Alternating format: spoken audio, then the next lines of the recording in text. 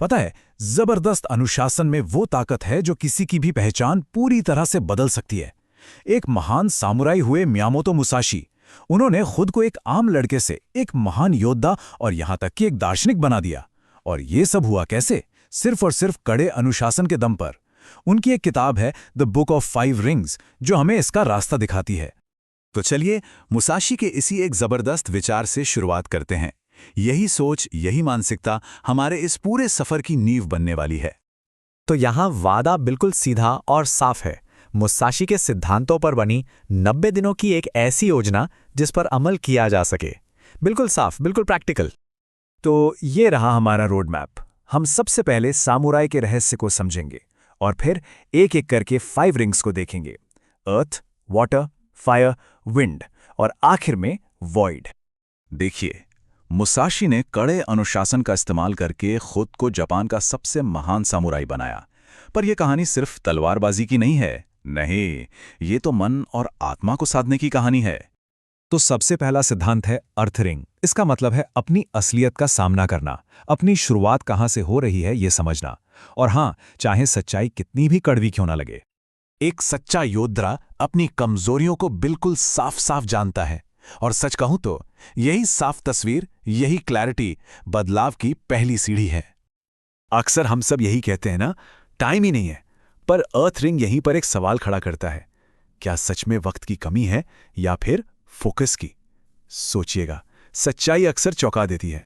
तो पहला काम ये रहा, अगले 90 दिनों तक अपनी हर एक एक्टिविटी को बारीकी से ट्रैक करना है। अपना काम, अपना फोकस लेवल, ब्रेक में क्या करते हैं, ध्यान कब भटकता है, कितनी देर तक भटकता है, अपना वर्कआउट, सब कुछ। इससे दूध का दूध और पानी का पानी हो जाएगा कि असल में वक्त और एनर्जी जा कहां रही है। जरा सोचिए, जापान के नंबर 1 सामुराई बनने के बाद भी मुसाशी 2 साल के लिए पहाड़ों में चले गए। क्यों? अपनी कमजोरियों पर काम करने के लिए। यह दिखाता है कि असली ताकत क्या होती है। चलिए अब आते हैं दूसरे स्टेज पर, वाटरिंग। देखिए, अर्थिंग ने हमें कड़वी सच्चाई दिखाई। अब वाटरिंग सिखाएगी कि उस सच्चाई से निपटना कैसे है, बिल्कुल पानी की तरह ढलते हुए और डटे रहते हुए। इसे कहते हैं 1000 चोटों का अनुशासन। मतलब बड़ी चट्टान से सीधे टकराना नहीं है, बल्कि छोटी छोटी लगातार चोटों से उसे तोड़ देना है। फर्क समझिए, एक सख्त प्लान, जरा सी रुकावट आई और टूट गया।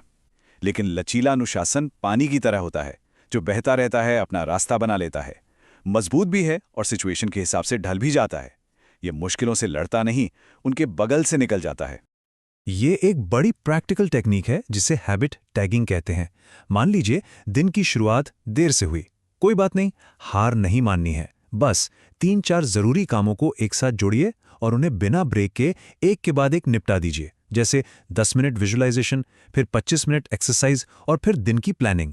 ये मोमेंटम बनाए रखने का एक जबरदस्त तरीका है। लेकिन हाँ, लचीलेपन का मतलब कमजोरी बिल्कुल नहीं है।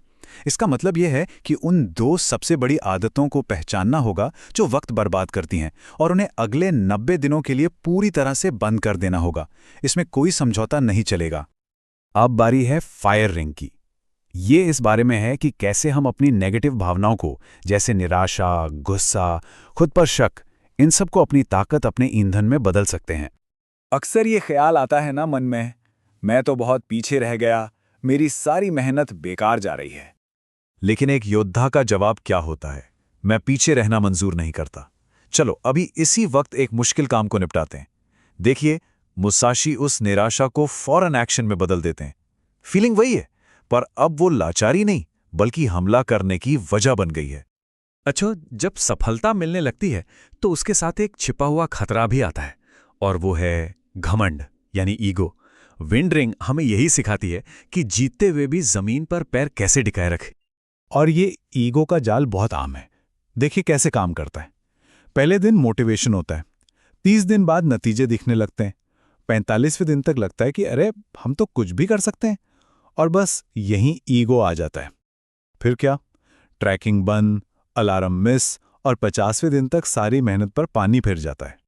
सोचिए, 55 साल की उम्र में 50 से ज्यादा लड़ाइयां जीतने के बाद मुसाशी ने कहा था, मुझे अभी भी रास्ता नहीं पता। मतलब वो हमेशा एक स्टूडेंट बने रहे। उन्होंने ये समझा कि सीखने की कोई उम्र या सीमा नहीं होती, और असली मास्टरी इसी में है। तो जीतते हुए भी विनम्र कैसे रहा जाए? सबसे पहले तो ये तय कर लें कि अकेले रहना मंजूर है, पर औसत रहना नहीं। दूसरों के तरीकों को खूब स्टडी करें, उनकी टेक्निक्स पर गहराई से सोचें, उनके तरीकों में अच्छाई ढूंढें ताकि अपनी कमियां नजर आ सकें। और आखिर में हम आते हैं सबसे गहरे सिद्धांत पर, द वॉइड रिंग।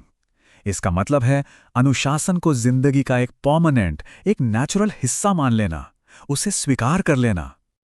अनुशासन क्या है? ये खुद के साथ एक ऐसी जंग है जो कभी खत्म नहीं होती।